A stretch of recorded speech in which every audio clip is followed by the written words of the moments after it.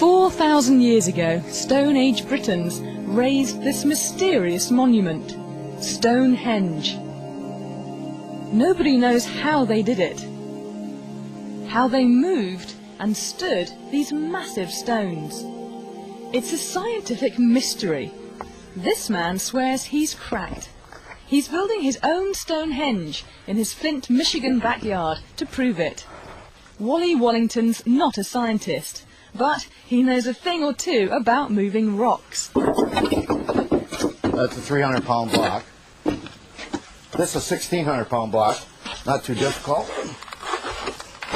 He's a retired construction worker whose passion is moving heavy items. His feats always draw a crowd, mostly family. I thought he's crazy. Who cares about moving blocks around?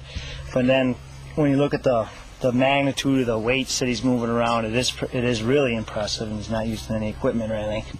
In playing with blocks, Wally thinks he's discovered how Stonehenge was moved. This is my first Stonehenge arch I permanently put in place. It's 3 blocks, they weigh over a ton each. It's all based on a very simple technique. I found a simple explanation for this, to move a block about the weight of a minivan, would be to place a stone underneath it. And once I balance on it, I can spin it. Of course, with that spin, you've seen I didn't go anywhere. But I got 2 handles on my lever, and I could place another stone on this side. Now, every time I spin a half rotation on each stone, I move the block horizontally, the distance between the stones. With my own output, I could move a 1-ton block 300 feet per hour. Using this technique, he's moved everything from 1-ton blocks to buildings. He moved up to a pole barn at one point, a 30 by 40 pole barn that he moved 300 feet for me, and it was more or less, what else can we move? And he looked at me and says, hey, can we move your barn? And I said, sure, let's, Next thing you know, it was 300 feet in the other direction onto another piece of property. It can move barns, and Wally's betting it moves Stonehenge's 25-ton rocks. But raising these giants is a whole different puzzle. This is 19,200 pounds.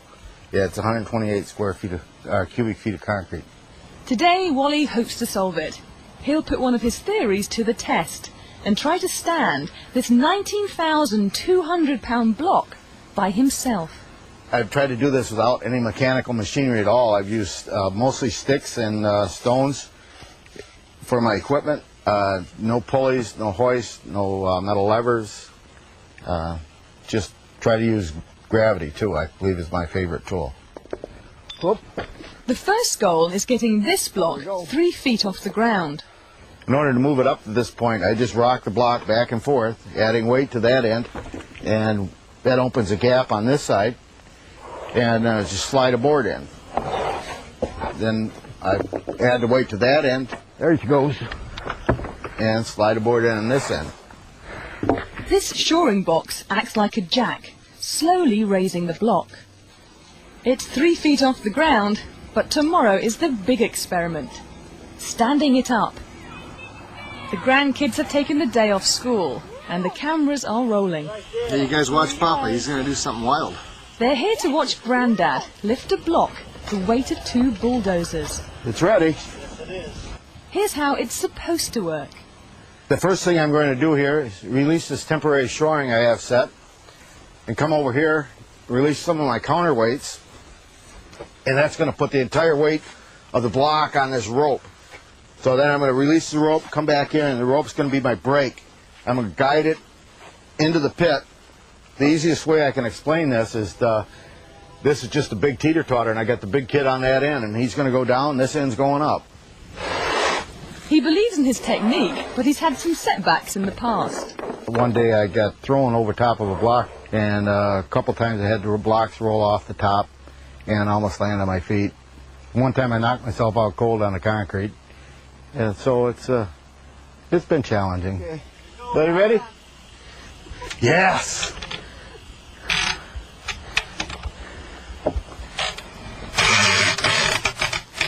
All right. Now just start spraying the sand. The sand will wash out and the block will start coming down.